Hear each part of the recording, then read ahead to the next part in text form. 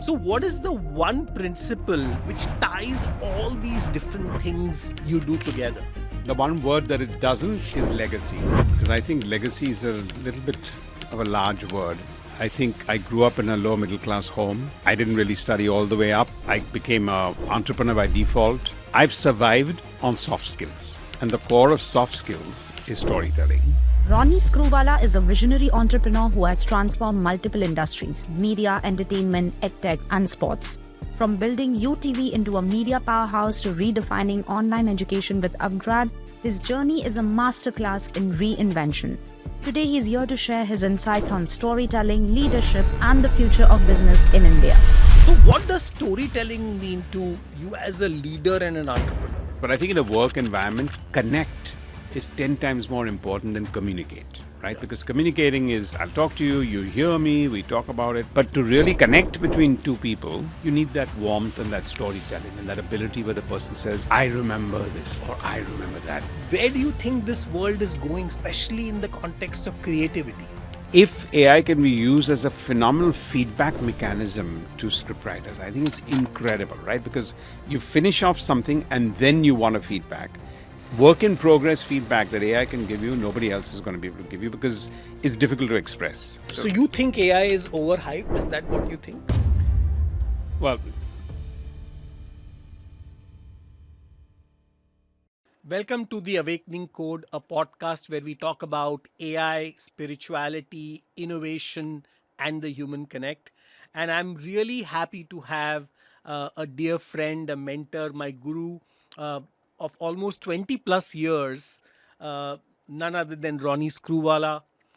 Ronnie, you have built an incredible legacy across so many industries, from making toothbrushes to starting the biggest television media company to now leading UpGrad, which is creating waves in the world of higher education, to being such a big part of Lenskart, to starting a foundation, to making movies, and God knows how many more ventures you are involved in. So, what is the one principle which ties all these different things you do together? well, Vishal, firstly, thank you. Thank you for your kind words and having me here. The one word that it doesn't is legacy, because I think legacy is a little bit of a large word. It's a little bit like philanthropy, and later on we'll come to why I think it's too convoluted a word. Because I think today for me, what legacy is about is living on your own terms and living life literally on your own terms and to the best of your ability at all times.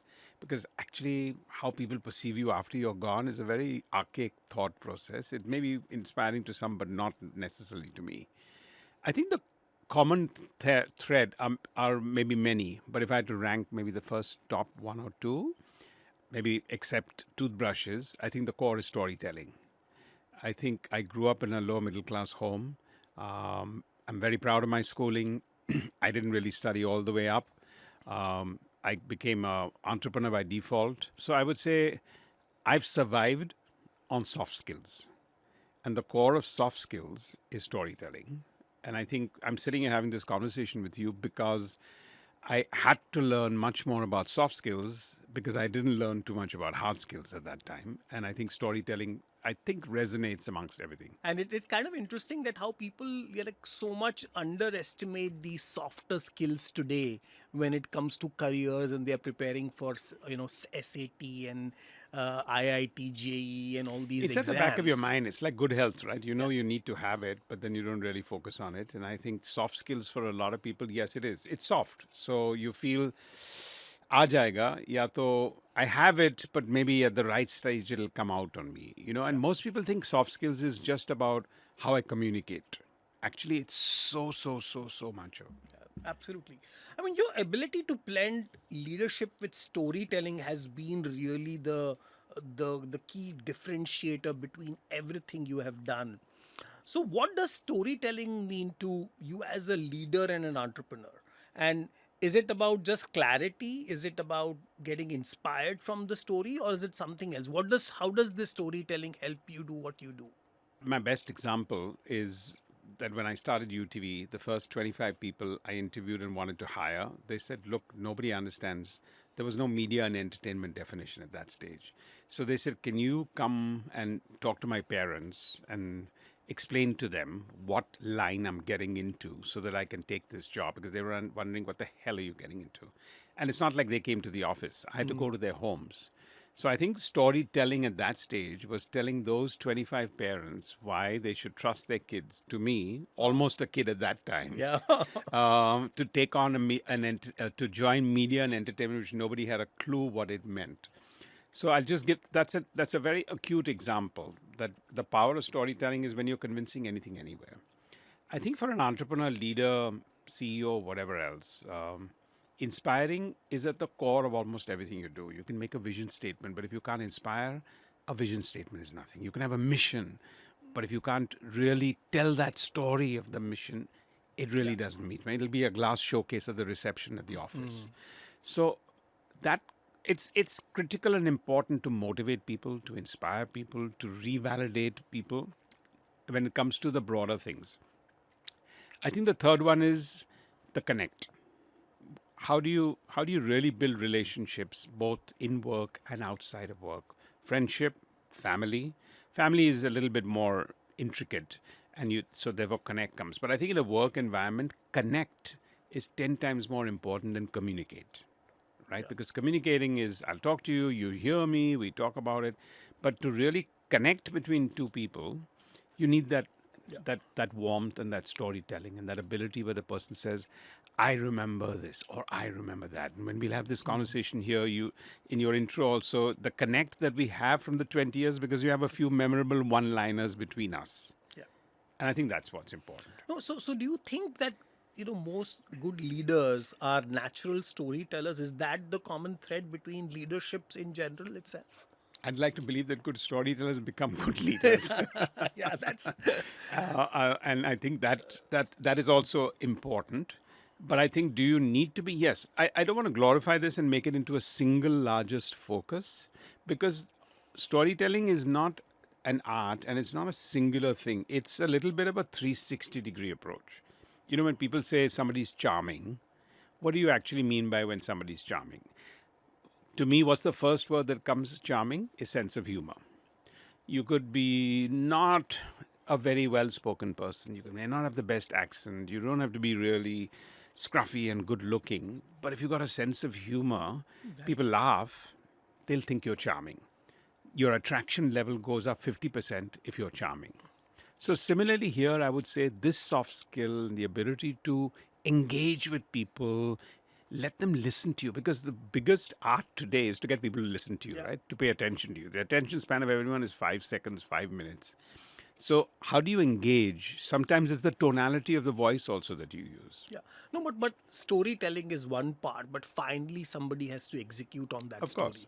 and the vision. Yes. And in your entire career, you have met so many incredible storytellers, whether it is in your movie business or whether it is in your startup where you invest in companies or whether it is your own startup. How do you differentiate between these two things, or how do you marry the storytelling with the actual hardcore execution? I think that's a very important differentiation and a very important question you asked. So when I refer to storytelling, I'm not talking about spinning a yarn. Okay, so let's be very clear. Storytelling is not spinning a yarn, right? That's a different That's storytelling. storytelling, yeah. किसको भी कुछ भी कहानी दिखा दो, कुछ भी convince कर दो. So it's not about saying it for the sake of saying something. Then that's spinning a yarn. So the differentiator is storytelling is your ability to articulate your vision, your mission, your inspiring, whatever else you want to do to make that connect. If you're using storytelling as an art to spin a yarn, you're going to be shown up. You're going to be absolutely shown up. So I think I would not equate the two. When I'm talking to people or interviewing somebody or working with a colleague or forging a partnership or investing in an organization, you can definitely understand the ability of that person to be articulate about his vision versus spinning a yarn. Huge differentiation. And I would definitely knock off the other one.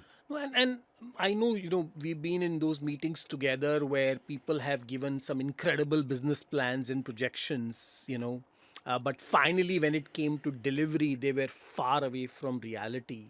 So, do you remember any of these high stake situations where you had invested millions? I remember there was this studio in Japan, right?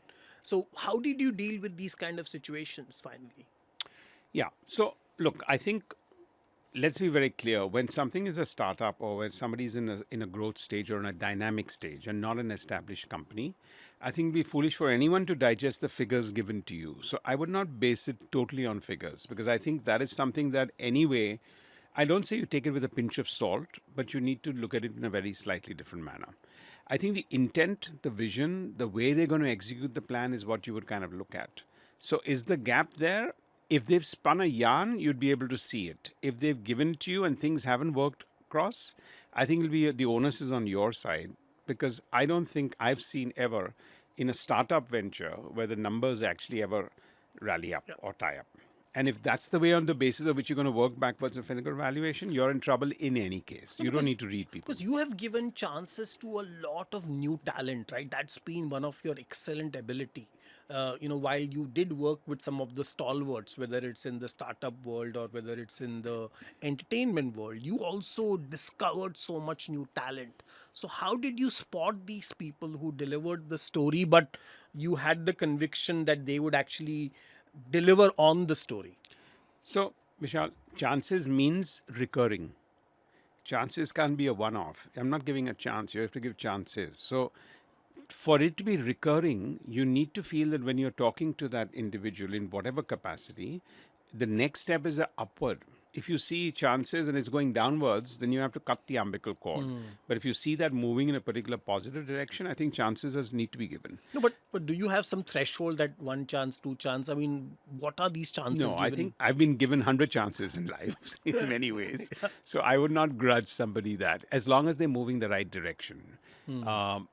To your question of new talent and therefore new people, look, I think the raw talent is about that. The ability for a proven person to redouble their success is lower than sometimes a lot of new people with the hunger to do that. So the reason for me is if something's established, your ability, you take a lot for granted. You take a lot of things that you say, I can do it. Oh, I can do this with my eyes closed. So yes, I think whether it's been in the creative field or in the entrepreneurial field or in the social and field also, I just feel that raw talent and hunger, mindsets are open. You're open to change. You're open to listening. It makes a lot of difference. I think, Ron, there's another very interesting aspect of your journey, which is the number of leaders who you have nurtured and who actually worked under you and today are running multi-million dollar companies themselves. And I always think about that, right? Whether it is somebody like Siddharth Roy Kapoor or, Abhishek Maheshwari, who set up Akash, or M.K. Anand, who, led the entire Times group. And there are so many other examples, right, in different industries. And of course, I remember Lenskart, when Piyush and Amit were these very young startup guys. And I remember that time the whole idea of creating specs was something totally new, right, from a business perspective. So what is your approach to nurturing this kind of talent? What is the recipe here that you've been able to get such incredible I wish there people? was a recipe. But first, I'd like to tell you, at the time at which one was doing a grueling part, they were ready to throw me out off the ship, right? Yeah. So we need to remember the real test of in future, if you can refer to, and I say that a lot to people today, that I think I was very proud of my media days because we used to drive people very hard. And yes, you drive people hard. But the great part is your greatest HR compliment is when somebody meets you 5 years later in a mall and says, listen, I was from UTV or I was from X or Y or Z. Those were the 4 toughest years of my life, but I remember them the most. To me, that's the greatest compliment. But to do that, in those 4 years, they have to go through shit and I have to stand by what I need to stand by. So firstly, I just want to understand the cost and consequence of those is not pleasant while it's there. That doesn't mean you need to ride roughshod. I think non-hierarchy opens up a lot of people where you can groom people. I think the grooming happens when an organization or a leader is non-hierarchical in their mind. Forget about any org structure. I think that is something that I feel many organizations, many entrepreneurs, many leaders just are not being able to communicate the total sense of openness. I know we say open doors, glass doors, come in, talk to me, mail me, etc. But there is a non-hierarchical DNA and setup which you need to exude as much as you exude storytelling. And when you do that, then people come to you. Then I think you're working with people and there's a style of working, right? I think my style of working was always being 5 steps ahead, even though I didn't know whether a truck was going to hit me or whether it's a trend for whatever else. I think the compliments of grooming people is if they see the risk-taking ability on you, they see how you react when you fail. They actually see you when things really go down south, but yet you got your shoulders and they're not drooping. That's when people really take to you. It's you mentioned 5 names, but I'm thinking there'll be many more at there'll be different 500 levels, but at different names. Yeah, levels, but at exactly. different levels of people. And I think it's about the 1 or 2 things that you take away from an organization or a person that you're necessarily working with. Not your if it's a copycat or a clone, it won't work. You need to take a few connects, put them into your life, and if those 2 resonate with you, they stay for 10 years, 20 years, 30 years. And how do you balance giving people this creative freedom but also holding them accountable at the same time? Because a lot of times creative freedom means, hey, this is my vision, and whether it's a startup being built or a show. I remember, there were these big movie projects which you were green lighting with crores of rupees in budget, where creative control was with someone else. So how did you balance this? Yeah, and I don't think it's in the creative field also. It's a fine line of empowerment and mandate versus control. Um, I think part of it is you start building a sense of trust and faith. So it doesn't happen on day one. I think you've got to see if people are in sync with your sense of judgment. The other part is, while the mandate is there, I think to just leave somebody on a mandate is too high a risk process, especially if you feel you want to control it to a certain level. So I think staying in touch, even when you mandated somebody, where you're having those conversations, but they're conversations, not reporting, not review, makes a big difference. So I think wherever one has had the mandate, I think clarity of thought in the beginning, clarity of thought of articulation, what you want to get achieved.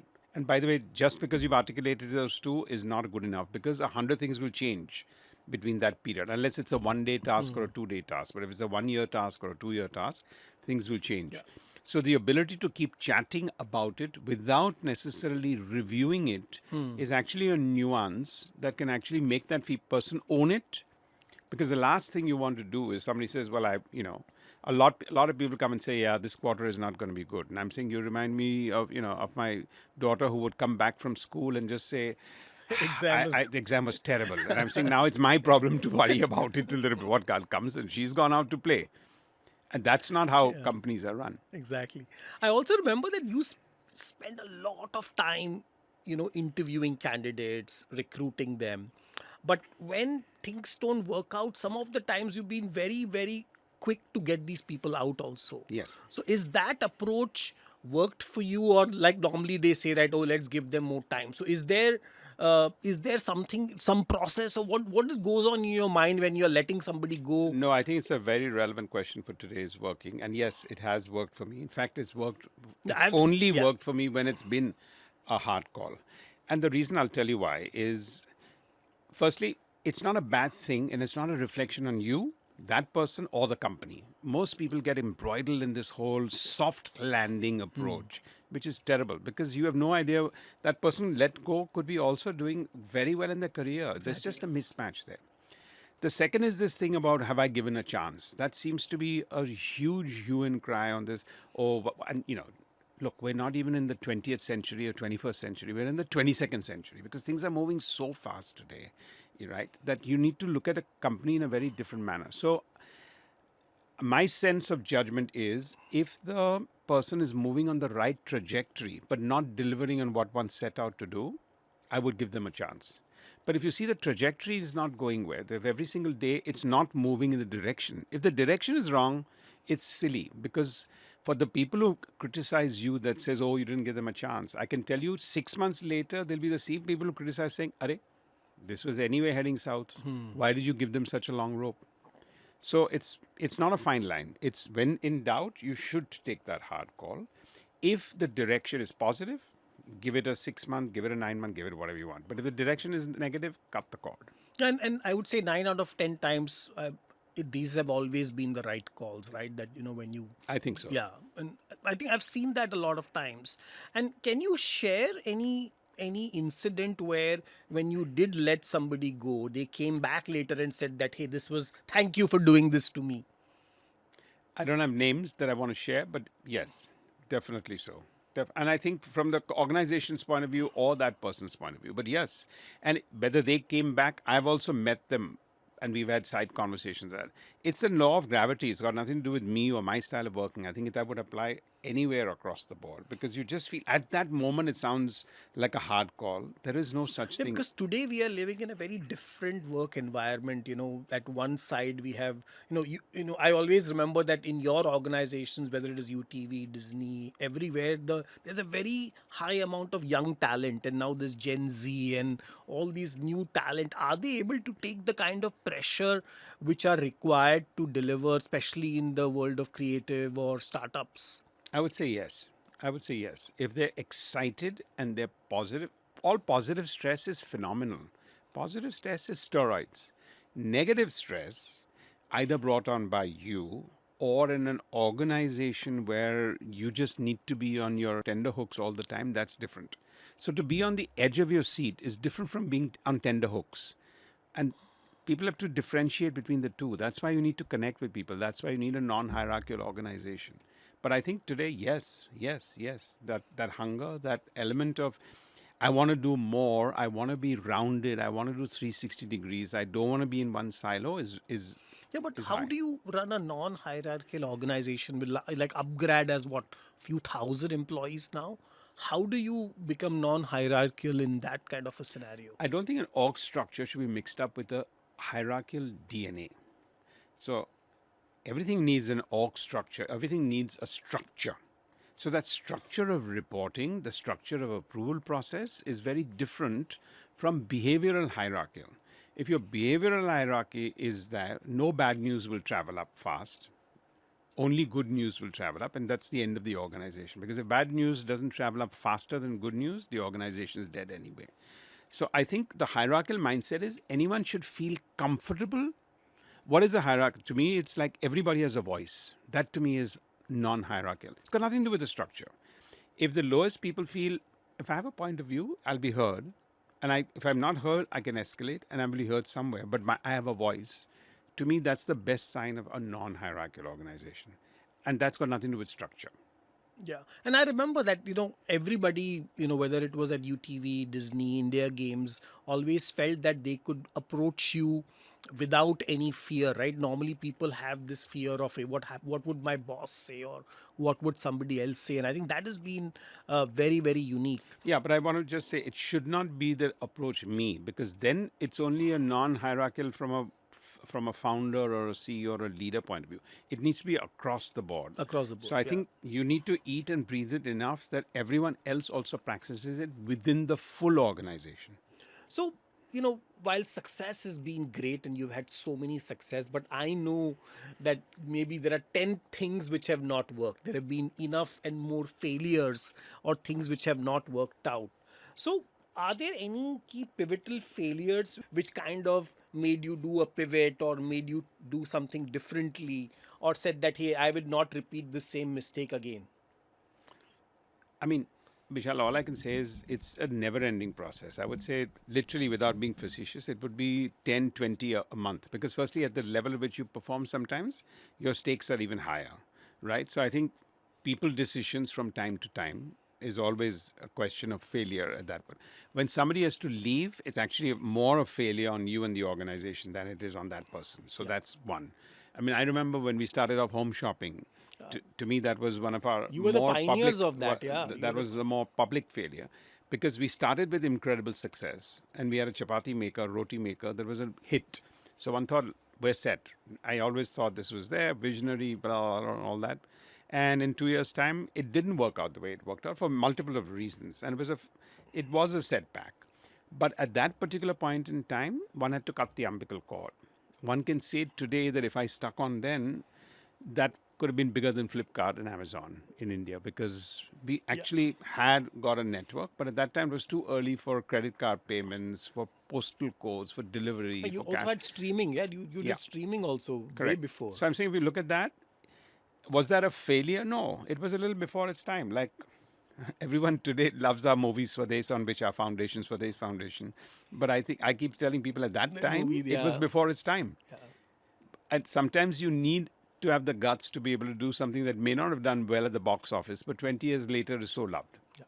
So how do you personally process bad news or failure? Because like in a day, I'm sure some movie set may some problem, some show has a Yeah. problem, some startup, Yeah. something is going Yeah, wrong yeah, every yeah. single minute. Yeah, in I mean, I'm all- out of, thankfully, I'm out of media now, so I don't really worry about those binary ones there. But I think overall, and almost anything that you do, look, I mean, for us, even in the not-for-profit space, to hear of somebody where we did something, but in that village something happened, and somebody, it was a fatal error. Not from our point of view. I'm just saying, if something happens, those are all setbacks. But I would say for me, the way one would do is I recalibrate what's my worst case scenario. I think my mind is now with the multiple failures and challenges. Your mind starts immediately. Somebody when tells you they do that, your first reaction is, okay, so what's my worst case scenario? Because for me, that works very well. Because if I can assess what's my worst case scenario, either by interacting with a person or by myself, then I know how to react to that in terms of intensity, promptness, defense, aggression, forget about it, let it low, accept it. All those reactions and future actions is based on me recalibrating what is my worst case scenario on that event. Exactly. And is there anything which upsets you? I mean, I guess so. But I mean, my wife's very, and everyone does tell me I don't display that. I'm pretty calm. I hope I'm not too calm enough to internalize, because that's worse than if it upsets you, then you should scream and yell about it. But yeah, I think I would say things maybe disappoint me more than they upset me. If I can. And one thing, Ronnie, I must really commend you that you have these, when it's work and you're upset with somebody, that's different than when you're dealing with that person in a personal capacity. Yeah. I think most Yeah. people don't get that, Yeah. right? Yeah. If you have, let's say, an argument with a friend, a boss, a colleague in a work environment, you kind of take that grudge, to your No. deathbed, Yeah. right? Ki Yeah. this person told me this. I Yeah. think you have that excellent ability to switch that. So how do you recommend people to kind of imbibe this kind of attitude? Because it's very difficult for most people. They don't get I this. think I have to compliment my upbringing and my parents for that. I have to compliment my lower middle class home and where I came up from in the first 20 years of my life, where once you're in many of those positions, there's a sense of empathy that comes into you. So struggle, do you think, kind of Yes, brings I this? think so. And you I struggle think to so. get something? I think so. I think it does bring out that in you. I also recommend that it's not a recommendation. I just feel you can differentiate between these two in a very different manner, because the intent is not. I mean, if you're disappointed and there's a work friction, you have to figure out the intent. Now, if the intent was extremely harsh and fraudulent, Yeah. I'm saying you don't need to carry it forward. You should just cut the cord and disconnect yourself. So to me, the reason you ask me if I'm upset, maybe if something is so extreme, I may just disconnect having a point of view on that person forever. That doesn't mean that's good or bad. It's just my way to cut it off and say, not worth discussing. Because you've been public about, what happened, for example, with Byju's and how that kind of upsetted, not you personally, but the whole edtech industry is kind of suffering because of It's that. not just the edtech industry, right? Because if you take, firstly, media makes poster boys, and then media themselves shred the poster on their own. So that's a self-fulfilling prophecy by itself. But when you are at a certain pedestal that you've been put at, you have greater responsibility. So to me, when you see, things like healthcare, education are serious businesses. I mean, so is food delivery a serious business, and so is e-commerce a serious business. But edtech and healthcare and things like that, or this whole element, it's life changing in a different manner. Getting a bad menu or getting a bad food delivery is not going to change your life. But if you spend some time or effort, you walk into a hospital and you don't get the right treatment, it's it's quite pivotal. So for those, you need to build incredible amount of trust. So I think my frustration would be that if you're a poster boy and if you don't believe your customer first, your consumer first, and trust first and respect first, forget about the 50 investors. They'll write it off in some form or the other. That's part of the process. I think the investors who wrote it off would have been fine if it wasn't such a public write-off. I think the 50 people are burnt up a little bit more on Byju's today. Not people take $200 million write-offs, but when it's public, it's 10 times worse. If they all could do it privately and nobody brought about this as a No, headline, and I think we're it's kind fine. of it's the problem is that what Byju, the situation is kind of becoming the reflection of the industry, which is not the truth, right? I mean, there are some incredibly great and I companies. think unnecessarily so. I mean, look, the banking industry had a yes bank, but nobody thought Kotak and ICICI and IDBI and if all the other banks were not great. I think the airline has gone through 2 high-profile bankruptcies, but nobody distrusts the airline business and stopped flying planes. Exactly.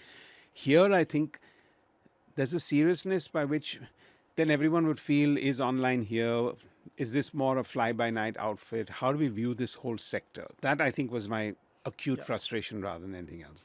So we have now gone from a people averse to doing startup ideas to now a completely different thing of a hustle culture. I think shows like Shark Tank and all the things on social media. I'm sure every place you go, somebody's pitching you a startup idea and asking for money.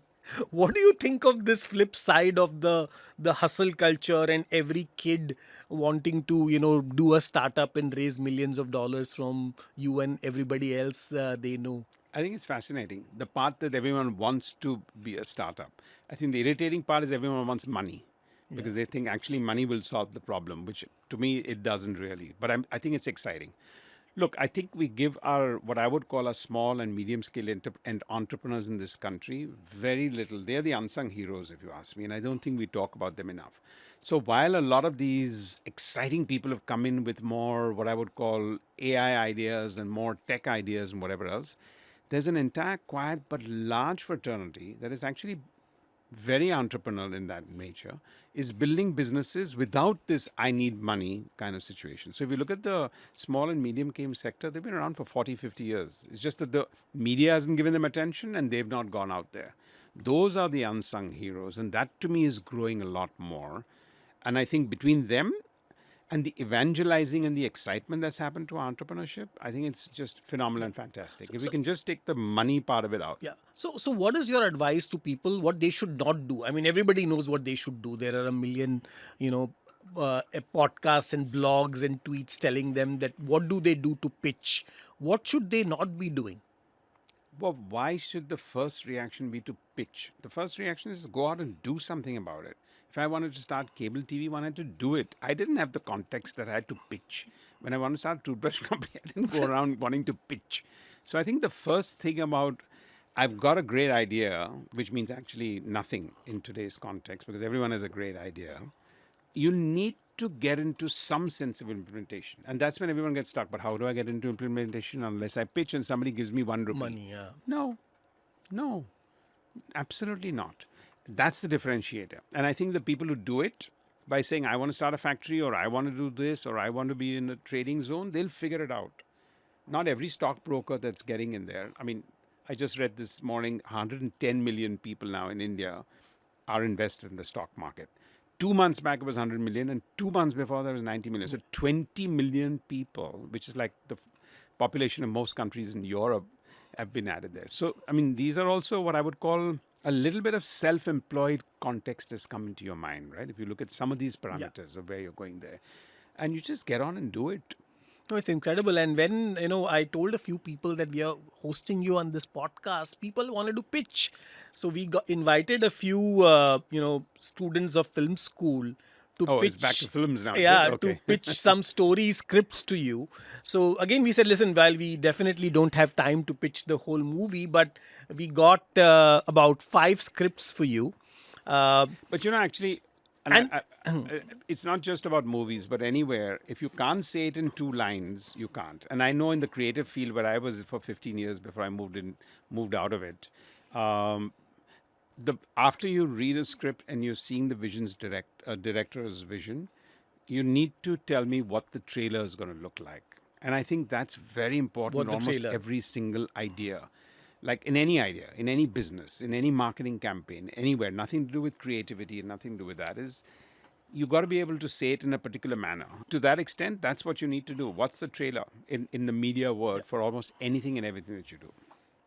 So let me anyway. In this case, we had a short synopsis of the story written down for you, along with the name.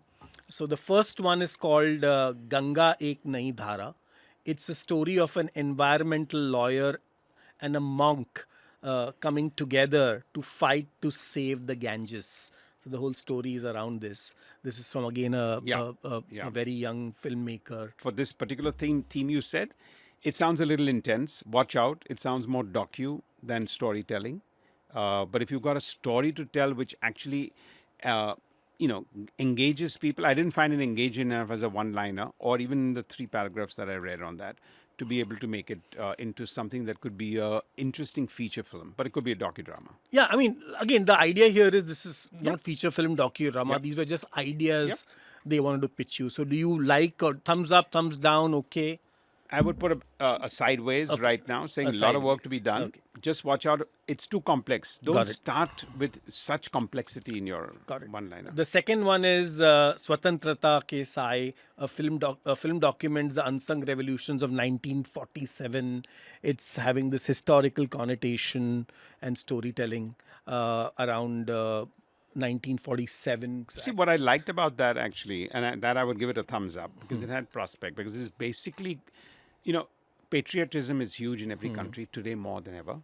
And getting to your sense of independence is there. And I think what they've talked about is some unsung heroes from that time and taking their stories. And I think that's quite, so you got to make that movie highly inspirational, relatable to today's youth. If you can't take the 1947 person with that heroism into 2025, don't do it. Got it. Then there is Khoye Hue Asman, a hidden utopia in Himalayas hold secrets to challenging humanity. Yeah, I found that complex. So I would say no. No. Then there is Amar Maidan, farmer races against immortal rulers in the post-apocalyptic gladiator world. It's like a My only future. word of caution on that one, which I read, was you think that people are looking for these surreal worlds. It's the most complex thing to put through. So for every Avengers that has emerged, there have been 100 failures there. Failures, So watch out for that. Because getting that right and connecting into a world you create for other people to see, very tough. If it's your first work, put it aside, pick it up 5 years later. We'll do it later. And Mukala, mute graffiti artist, sparks a revolution in Mumbai. Sounded a little art house to me. Yeah, a little art house. And wow, that's amazing.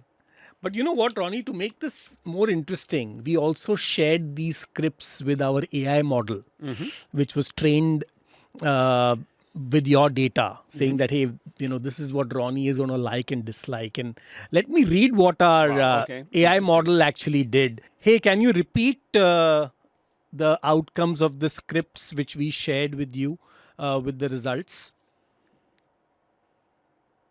Speculative fiction lacks the grounded realism and relatability Ronnie prefers.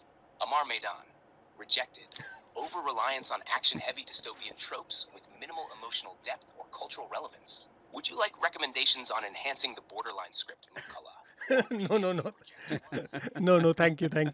So I mean, it's truly incredible, right? I mean, But I wouldn't use this as my companion for green lighting. I know, but you know what? There is another very interesting story behind this. All these scripts actually, Ronnie, are not written by any By human. anybody. All these scripts were written by our AI model. When we told them that, hey, Ronnie's coming, give us some Interesting. scripts. So here were 5 scripts which you evaluated. And I'm intrigued because then would they have gone back into the fact that one green lights movies that is a little bit hatke and So different? it actually studied, we actually shared scripts of some movies. When we shared all your movie background, what movies worked, what didn't work. And then the model kind of thought about it and came with these stories. And it also said, what are you going to like and not like? So it's, and that's what I wanted to get into our next segment on AI, right? I mean, what we just saw, it was a small glimpse, but Yes. you see so many startup ideas, so many scripts, so many plans. Yeah. With AI, where do you think this world is going, especially in the context of creativity? But if you ask me where that goes, see, creativity, I think it's a huge prompt sheet. I think if it'll save you a lot in terms, because you need to go into depth, you need to go into research. If AI can be used as a phenomenal feedback mechanism to scriptwriters, I think it's incredible, right? Because you finish off something and then you want a feedback. Work in progress feedback that AI can give you, nobody else is going to be able to give you because it's difficult to express. So I think that distilling process is going to up the game on creativity. It's going to save a lot of time because there's a lot you need to do in terms of research, homework, something else. So this is true on fiction. If it's slightly non-fiction, if it's biopic, it'll help you in incredible amount of ways. So that kind of a support structure, but most important in the creative process, you're not challenged. You're not challenged enough. Because at the end of the day, you feel, no, it's my script or it's my story. So it's my vision, take it or leave it. So if you're open to being challenged, it's a great device. If you're not open to being challenged, you'll laugh at it, reject it, and move on. No, but the point is that it has the ability to mimic so much of human creativity that you can't differentiate. And in Yes, fact, but the key word is mimic. mimic, yeah. The key word is mimic. And So- that's good and that's bad because mimic, So that's the question, right? So what is the difference between these same words coming from somebody's mind and these same words coming from a AI generative model? How is it different? What is that difference between the both? I think contextual and the real and understanding your audience and making a real contextual to the next level would be the big challenge there, if you ask me. So, look, if you told me it's a one-liner, it'd be great. Actually, there's a synopsis. So, full marks to the fact that a synopsis has been generated. So, one can say it might be different for a script. It may not be. It can churn it out. When you got a block, can this actually open up your writer's block in life? Of course it can. Because at the end of the day, the entire element of creativity is you're creating something from nothing. That's the basis of everything else. So if you've got somebody to that level being able to augment for you and just challenge your imagination, I think it's huge. So with the new AI model, what they're talking about is already this new kind of 1 minute drama, short dramas, where the entire story is in a minute and there are like 10, 20, 30 episodes. But what they're now talking about is it's about personalized entertainment. So Yeah. they will actually, based on your preferences, Yeah. the AI will generate a script, use deep fakes, create an episode, and deliver that episode to you. I will have a unique episode, and every one of us, Yeah. just like Amazon customizes the store to us, are we going to enter an era of personalized AI created entertainment? Well, firstly, I think this is in my present avatar as UpGrad and being in the education, I think it's much more used for people to solve their day-to-day problems in life, if you ask me. But I think that's where really the power will come in because I think your doubt solution, your ability to skill, what you do, you come out of a conference room with 3 options and you can actually brainstorm, that's going to be the one there. No, but will learning even be relevant, right? A lot of like computer programming now. Today also is learning that relevant. It is not. It's not a one-way street. So you're right. This will only hasten the process of the next level of deliberation. But today also, 60% is all theoretical in everything that you're doing in any case. But to come back to your creative question, if you're asking me that is 2 plus 2 going to become 8 and 10? Yeah, I think that's what it could be. But let's not start on the basis of displacement or replacement. I think we have to look at this with augmentation, right? I think most people are they're either getting threatened or they're looking at it as a displacement or a replacement. So I was recently in China, just a few weeks back. The robotic startups there are estimating 1 billion robots in the workforce in like the next 12 to 18 months, maybe 24 months. And 11 billion robots coming to join the workforce in the next 10 odd years. So there'll be more robots than humans on And so this planet. when you define, or when the Chinese are looking at that, what is workforce? What workforce? So The this is service going to be workforce, a the combination intelligentsia workforce, the automobile workforce, the traffic cop workforce, which workforce? So it's a combination of industrial workforce, Yeah. restaurants. So basically, or wherever there were people required to do service on the physical side, And then there are what they are The calling one that AI create- agents. The ones that create the intellectual property. Yeah. Then they are called AI agents, where they are saying that there will be AI agents for literally every task. So let me ask you a question in that, because you're looking into the future.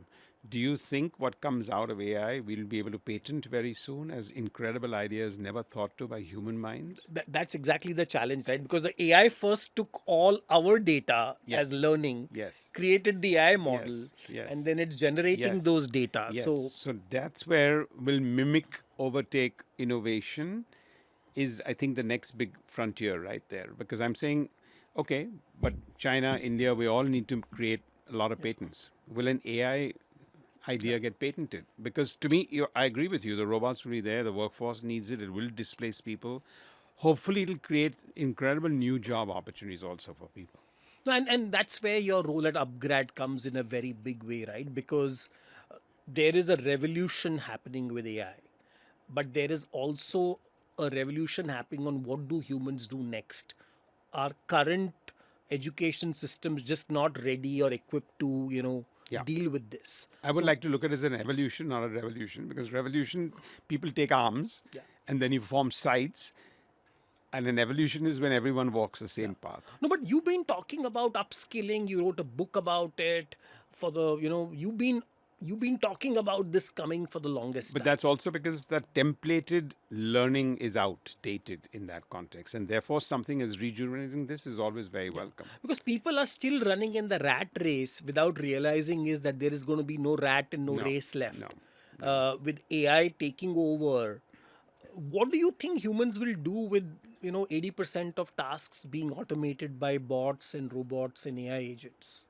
So when we got water in our villages, you know what the women came in? They came and sat down and they said, listen, you've given us water and there's a tap in every home.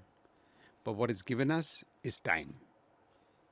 And we used to spend 4 or 5 hours a day collecting water.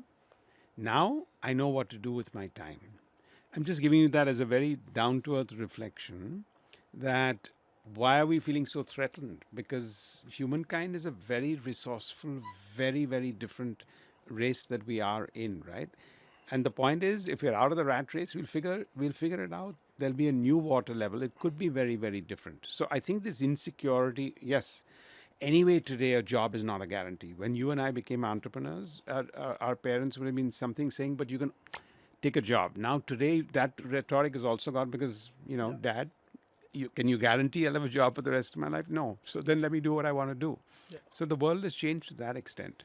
So that's what I would say here. So, but Ronnie, in your case, you found a larger purpose, right, with Swades Foundation and what you're doing for the upliftment of rural folks in a particular, Raigad district was very unique. So, do you think that more people will have to become more purpose-driven? Is that a way to kind of augment to Well, become hopefully a that's got nothing to do with AI. But yes, I think in the 21st and 22nd century, the balance is not going to be work-life balance. Yeah, It's there'll gonna be, it's- there'll be it's a no work. Yeah, it's a different kind of a balance, right? And a different kind of balance is how the other half lives, how you look at an ecosystem, how will you adapt to what you want to necessarily do. Will the best ideas come from a different place that you have not thought through? Are you stuck in your own time warp without looking at that? I don't think that should be your motivation. I mean, my motivation when I was looking at giving back started at a very early stage. I mean, when I started the company. So I think in my 20s is when it started. So I think today, younger and younger people, it's a new balance. This part is to me more important than work-life balance today. And to enhance, or is there a way people can, learn about this part? How does one develop a skill or some kind of program to kind of adopt to this? Because this is not taught in school or colleges. Go with your heart. I mean, I think I've said this narrative enough, but I'll repeat it here again. I mean, the first time we decided was we had a rental office of 10,000 square feet, and 1,000 square feet I just gave to an old age home and a creche. Why? If you ask me today, 30 years back, did I think of it? I have no idea why at that stage. But that formed the culture for the people that came in and worked with us there. So I would say just go with your heart and my daughter's got a mentor-mentee program, which is Lighthouse. She graduated and from one of the best film schools, came back, did one film, and they said, I want to join the not-for-profit space. So just follow your heart and what you want to do. It doesn't have to be so exclusive. I think the lines are not drawn where you need to only do this and only do that. I think that's why the balance makes a big difference. But most people, especially the young people, can't do this balance, right? They've become used to this whole world of instant gratification, that they need things instantly, and all these purpose driven activities take a long time to nurture. So, how does one deal with this in this world today where everybody wants things And I'm done saying to now? that, go meet some of the other people. I think the people you're narrating to exist, but not in a majority. And I'm saying I meet a lot of people. The frugality in the approach for skilling in what we do in Swades is not the same frugality that I approach in UpGrad with a for-profit approach, right? But I know there's a meeting of minds there. You talk to the stories of people in rural India where they have nothing, but they want something, versus you think you have something and then you want more, which is that whole sense of entitlement. So I think the people in the narrative you're talking about are the people who have a sense of entitlement. I think my ability to mix and marry those two is my very low sense of entitlement even today. Well, I think that also kind of reflects. I remember, you could have, being a stakeholder in any cricket team at that point of time, but you chose to go to Kabaddi. And I think when it was kind of initially starting, nobody thought Kabaddi would be where it was. So, does your Kabaddi experience kind of imply that whole aspect of doing something at a Grassroots, a grassroots? new level, yes, it does. That doesn't mean that I would not have loved to own an IPL team. I may have at that stage, maybe when it started off. I don't think one could have afforded, even though at that time it wasn't that expensive. But you knew you were going to lose money for 5-7 years before it turned profitable. And I think one was building out a media company that I didn't have too much of capital, so that was a different priority there. But yeah, I think otherwise, yeah, I really enjoy the fact of looking at absolutely counterintuitive things in life. No, but talking about capital and media companies, you know, Star TV, and you worked extensively with Rupert Murdoch. They've invested billions in India.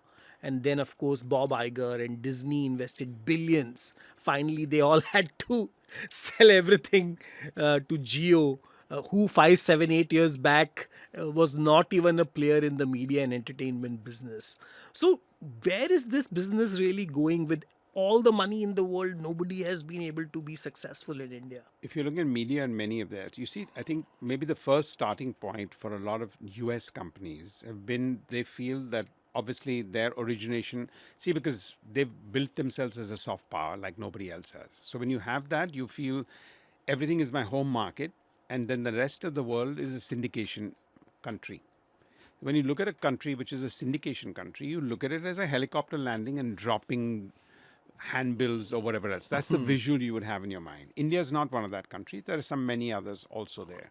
So I think the billions that have been coming here is when people look at it from the outside and you behave like an outsider. Having said that, over a period of time, Star TV evolved, became much more local, and you could see that for the billions that they lost in the first 10 years, they made up for it actually in that context. I think the Disney part also here, yes, they started off long back when they were licensing then ESPN came into here, more before even Disney came in here. Then they looked at the entire acquisitions, and then they looked at building their own, and then Star TV came in. I think maybe for them, it was a miscalculation with cricket, right? So I think sometimes there are one or two big decisions or commercial decisions that can rock the boat. But by and large, if you look at India as a syndication country, people have failed. When you've looked at it as a ground up country, people have succeeded. And ground up, when it comes to any industry, whether it is media, entertainment, sports, technology, are you seeing any new ground up opportunities for people to look at?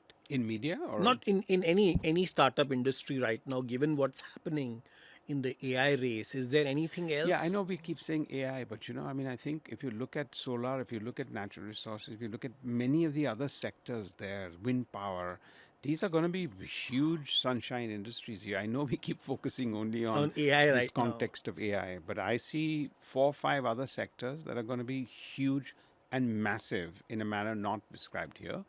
AI will always be the sexy tinge. It'll be where large capital from venture and private equity will follow, which is a very high risk binary approach, right? 99 will fall and one will succeed, which is what happened in 1999s and the late 90s on the internet companies.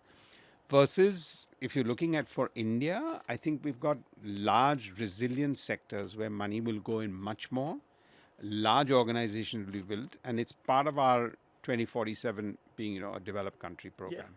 And, right now, in the context of AI and everything else, a lot of people, even at senior levels, even at mid levels, are extremely concerned about what is going to be their future. Yeah. So, from that perspective, what advice do you give to these people who are not young, who are slightly older? I would say don't overreact. I think we're overreacting too much. Again, the rhetoric with the media, and then anyone from AI comes in here, they put on a pedestal. Everyone wants to go and listen to them. There are many other people coming in, many other very interesting elements there. Nobody's putting them on a pedestal. So you think AI is overhyped? Is that what you think? Yeah, I think it's overhyped, for sure. Anywhere where ridiculous capital follows one single element, it's overhyped. That does not mean that it's not revolutionary or evolutionary, whichever way you want to look at that. That doesn't mean it's not going to change a lot of how we look at it. Absolutely. But there are so many other aspects in life on other sectors and industries, especially for a market like India, that's going to hold good. But we don't want to lose that, because it's the first time India can go from an outsourcing-based company and mindset to an IP-creating mindset. And therefore, AI can swing us for being a bit more technological out there. Because, again, from being a superpower that America is and a soft power that America is, the technology power has really put them up there. And then China's come there. So I think we have this, AI is that one cutting-edge thing that can allow us to own that perception that some of these other countries would. At the same time, not forgetting and not excluding some of the other things that we need to do, because we've got a long way to go on many other things. Yeah, and that's important, right? Because finally, food, AI can't produce food for yourself. You finally, somebody has to grow the food and all those other sectors. I think another very important aspect of, and you wrote a book about it, was dreaming with your eyes open. And I think it means not only thinking about the future, but also having your foot grounded in reality. So what we do, Ronnie, is we kind of codify this. So we have the Awakening Code, the podcast itself, but within that, we wanted you to put a framework together for what should be the dreamer's code.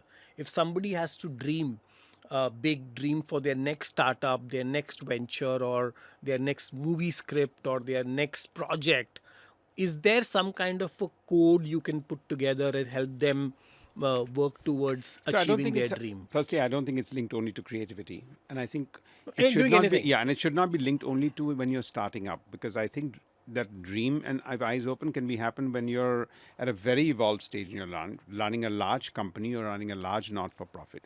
So I don't think it's about the embryo stage of it. It's at every stage, because today innovation is going to be a very important part. So I think dreaming is equal to innovation in some sense, right? Because otherwise dreaming just sounds very romantic. But actually it's at the core is, are you friggin' innovating?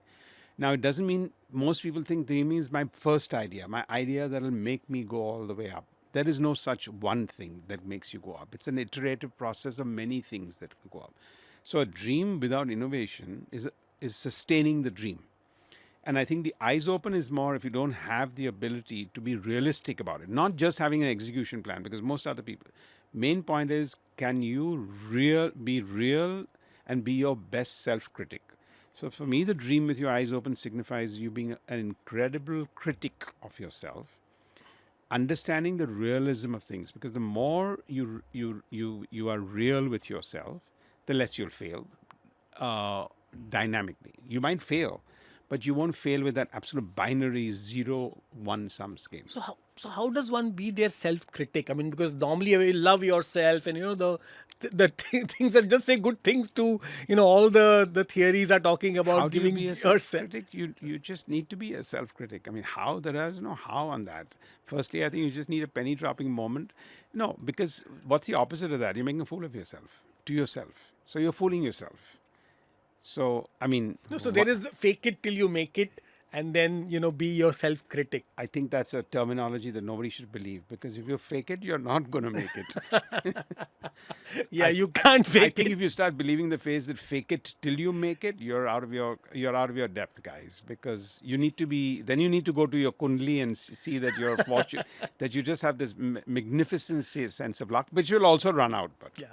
because in the unlikely event that if you fake it and make it, the chances you'll unmake it very soon thereafter. Yeah, in that context, right, with the Byju story kind of connotates that whole thing, right? Yeah, I don't think we need any one such. Though Yeah, that's, there are many- that's there are yeah, many- yeah, many yeah. such things, No, but I right? just think in your mind, I think it's one of the worst phrases that fake it till you make it, because you won't make it. No, I think, Dreaming with Your Eyes Open, and I highly recommend everybody to read that book. It's literally a code for you to think big, but with your feet firmly grounded. And be realistic. And I repeat that. You've and- got to and- be brutally honest with yourself, because if you're not, you're asking for trouble. No, and I think that's a very rare, like normally, like I said, right, people always want to be positive. So even if, Oh, you need to be positive. Let's not mix up positivity with realism. Realism doesn't mean it's negative. Realism is that strong foundation, right? And that's what it is. no, and I know I call this the reality pill. I think a lot of the founders and people in the tech world are drinking too much of Kool-Aid with AI and robotics. But and don't worry, the reality pill will come Yeah. for everyone at different stages, and whatever else it'll come. It might just come more harsher. The less real you are, the more it'll come harsher to you. So I think, Ronnie, your journey has been absolutely fascinating. I known you for so long, and it always intrigues me that you're doing something new every time. Normally people find their comfort zone in one industry or one area and they continue to do it. But you always surprise everyone, whether it was UpGrad at education, whether all your other startups, Kabaddi, Swades Foundation. But if you have to rank what are your top three things you are spending, let's say, the next 5-10 years on, out of all your different ventures, what will they be and why? Well, why is very clear. I think I'm at a stage where impact is very important for what I want to do. Like, different people want to do it. So if I think at this stage why people are saying, why aren't you relaxing? Why are you working so hard? I think it's because I feel creating impact is something that if you're blessed with the ability to do something, bloody well get out and do it. This is not, I think it's a luxury for people to say I can retire, because the world is complicated. You have to give back. And to me, therefore, impact was important. Impact.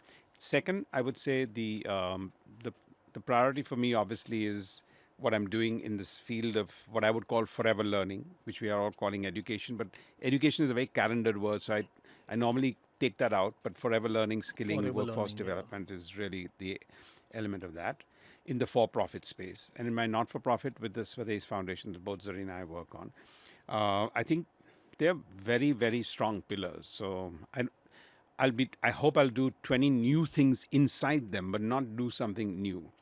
I think the storytelling of making movies or having a Kabaddi team is just, as I keep saying always, some people play golf, I make movies. And that's your weekend hobby.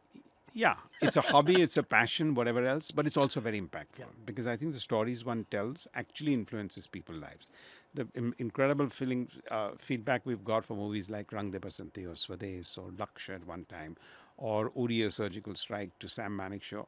These are, so to me, the ability to take a passion project of something which was a business for me. When it was a business, I think 60% you have to do things and 40% you want to do. When it's a passion, 99% of the time you should want to do and not have to do.